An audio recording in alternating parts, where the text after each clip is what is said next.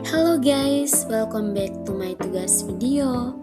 Nah, pada kali ini kita akan membahas mengenai kecerdasan buatan atau artificial intelligence atau yang sering kita kenali atau gunakan adalah AI.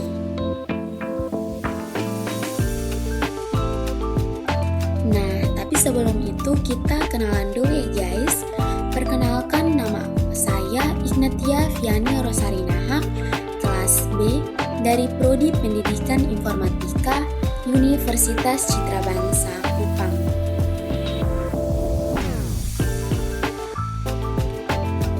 Nah, tidak menunggu waktu lama, kita masuk saja pada pembahasannya. Di sini yang pertama ada pendahuluan. Jadi guys, perkembangan teknologi informasi telah mendorong kemajuan pesat dalam bidang ilmu komputer. Salah satunya adalah Artificial Intelligence atau AI, atau biasa kita tahu kecerdasan buatan. AI merupakan teknologi yang memungkinkan komputer melakukan tugas-tugas yang biasanya membutuhkan kecerdasan manusia, seperti mengenali pola, memahami bahasa, membuat prediksi, dan mengambil keputusan. Dalam proses tersebut, komputer seringkali dihadapkan pada data yang tidak lengkap atau mengandung ketidakpastian. Oleh karena itu, diperlukan suatu metode yang dapat menghitung kemungkinan terjadinya suatu peristiwa. Nah, sekarang kita masuk ke pengertiannya. Teori probabilitas adalah cabang matematika yang mempelajari kemungkinan terjadinya sesuatu kejadian. Nilai probabilitas berada pada rentang 0 hingga 1, di mana nilai 0 menunjukkan suatu kejadian tidak mungkin terjadi, sedangkan nilai 1 menunjukkan suatu kejadian pasti terjadi.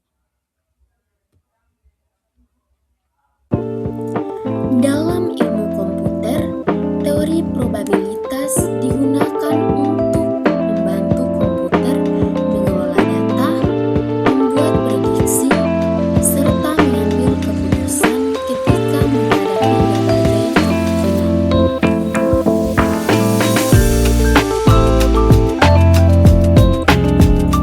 Dalam ilmu komputer,